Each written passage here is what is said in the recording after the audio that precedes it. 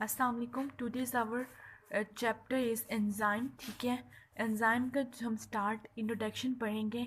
जो एंजाइम के चैप्टर में जो स्टार्ट इंट्रोडक्शन होता है उसमें मेटाबॉलिज्म की बात पहले आई है।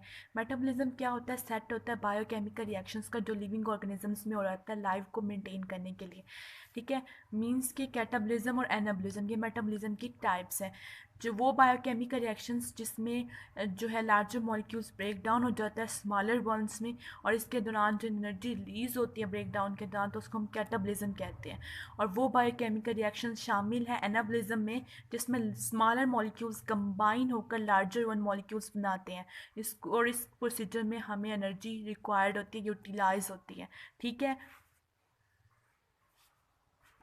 देखिए अब फूड इनटेक की बात करें, जब हम खुराक लेते हैं, ठीक है, और हमें पता है उस खुराक में फैट भी होते हैं, कार्बोहाइड्रेट्स भी है, प्रोटीन्स भी हैं। ठीक है, अब प्रोटीन है, this is the larger one molecules. ये प्रोटीन जो है ब्रेक डाउन होकर स्मॉलर वन मॉलिक्यूल बनाएगा, इसको हम बोलते हैं अमाइनो एसिड्स। ठीक है, तो ये प्रोटीन से अमाइनो एसिड बनना इट्स अ कैटाबॉलिज्म। ठीक है, इसके दौरान एनर्जी रिलीज होती है। अब यही अमाइनो एसिड्स कंबाइन होकर लार्जर मॉलिक्यूल बना दें, प्रोटीन की सिंथेसिस कर दे, तो प्रोटीन लार्जर मॉलिक्यूल्स है। अब स्मॉलर वन से लार्जर मॉलिक्यूल्स बनना इट्स अ एनाबॉलिज्म। इस प्रोसीजर में हमें एनर्जी रिक्वायर्ड होती है। ठीक है, कार्बोहाइड्रेट से ग्लूकोज बनता है, ग्लूकोज ब्रेक डाउन हो जाता है और एनर्जी की जो है वो क्या होती है, ग्लूकोज, कार्बोहाइड्रेट्स ब्रेक डाउन हुआ, ग्लूकोज बना, ग्लूकोज से एनर्जी की सिंथेसिस होती है। ठीक है, लार्जर मॉलिक्यूल्स ब्रेक डाउन हुआ स्मॉलर वन में, this is the catabolism. And जो ये स्मॉलर वंस है this combine to form the larger one, energy बना देता है। ठीक है, और इसके दौरान हमें एनर्जी रिक्वायर्ड होती है इस प्रोसीजर में।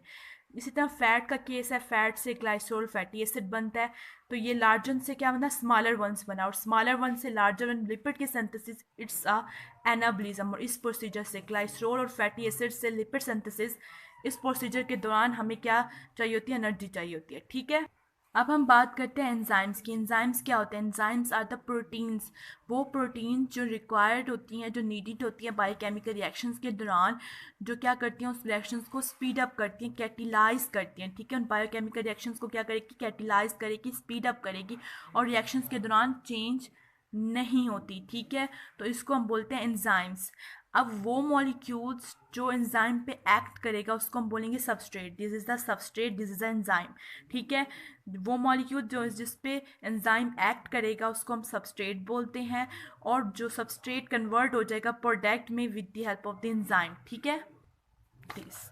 ठीक है, सबस्ट्रेट कन्वर्ट हो गया प्रोडक्ट में, एंजाइम जो है वो सबस्ट्रेट को कन्वर्ट कर देता है डिफरेंट मॉलिक्यूल्स में जिसको हम प्रोडक्ट बोलते हैं। ठीक है, ये अब उसके बाद एक्टिवेशन एनर्जी की बात आती है। एक्टिवेशन एनर्जी कौन सी एनर्जी होती है? वो मिनिमम एनर्जी होती है जो रिएक्शन को स्टार्ट करने के लिए चाहिए होती है। ठीक है, एंजाइम क्या करता है, एक्टिवेशन एनर्जी को लो कर देता है। ठीक है, किस तरह लो कर देता है? सबस्ट्रेट की शेप को चेंज करके, उसकी रिक्वायरमेंट को, एनर्जी की रिक्वायरमेंट को कम करके जो है वो एक्टिवेशन एनर्जी को लो कर देता है। ठीक है, अब साइड की बेस पे जहाँ पे एंजाइम काम करता है उस बेस पे एंजाइम्स की दो कैटेगरी, इंट्रासेलुलर और extracellular. Intracellular for example enzyme हो गया ग्लूकोज के जो साइटोप्लाज्म में काम कर रहे हैं, दिस इज द इंट्रासेलुलर। और वो एंजाइम्स जो एक्स्ट्रा सेलुलरी वर्क कर रहे होते हैं, जैसे लाइक पेप्सिन एंजाइम जो कहाँ पे काम कर रहे हैं, स्टमिक एक्टिविटी में, तो हम इसको बोलते हैं कि this is the extra cellular enzyme. ठीक है, ये था हमारा इंट्रोडक्शन एंजाइम का।